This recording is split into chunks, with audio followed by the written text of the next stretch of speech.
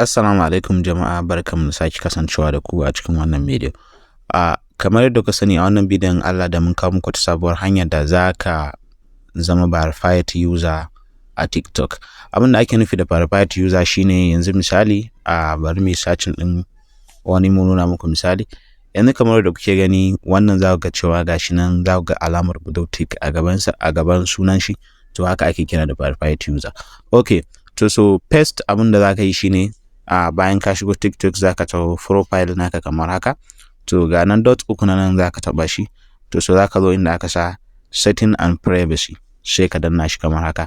To so bayan ka danna setting and privacy zai kawo maka fuska kamar haka, za ka tafi account na farko kenan, account ga inda aka sa switch to business account, to sai ka taba switch to business account sai ka danna shi. To in ka danna zai dan yi loading, to so zai nuna maka next page ba ga nuna. Okay, bayan an noma ka haka kawai sai ka danna next without, ba sai mun za mun ta karanta ba. To so sai ka zo ka zaba ga inda aka sa personal blog sai ka danna shi, sai ka danna next again. Bayan ka danna next to za su tambaye ka email, ka da email ɗinka da waye kawai za ka danna skipped sai ka danna nan create now a misali. To amin da mu danna maybe later ne za ga sun ce you are all set, you can now motors kaza. To yanzu mun mai da account din mu ta dawo business account. To so next abin da za ka yi shine za ka dawo under profile ɗinka again, ga inda aka sa setting and privacy again kamar haka. To so bayan ka dawo setting and privacy, to sai ka zo ka janyo kasa, ka janyo za ga inda aka sa report a problem sai ka danna.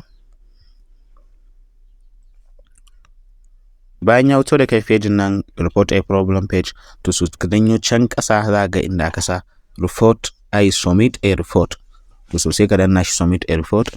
To so after ka danna submit a report, to so za ka yi waiting zai kawo maka wannan page.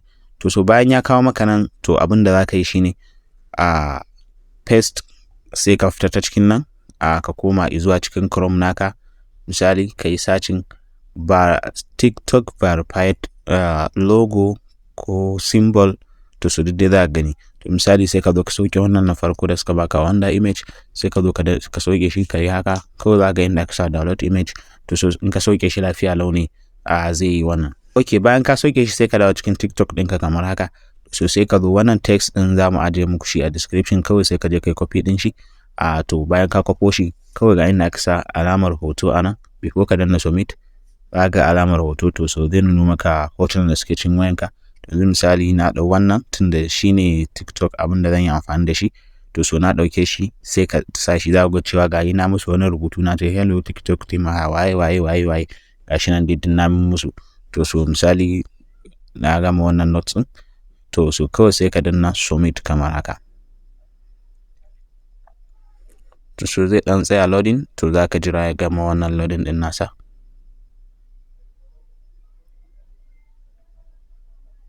Sai kai waiting ya gama, to za ku ga sun ce abin da muka tura ko kuma your feedback has been sent, kenan ya riga ya tafi, mun riga mun tura. To so za ka dan jira su ne for some days, tunda ya su ne kamar at least 1 week or 2 weeks, sai mu jira su za su mana reply.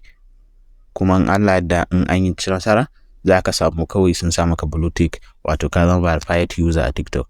Okay, anan ne muka kawo karshen bidiyon nan. Idan bidiyon nan ya maka daɗi ka danna mana like, sannan ka danna mana subscribe idan kai sabon zuwa ne. Thank you for watching this video. Bye.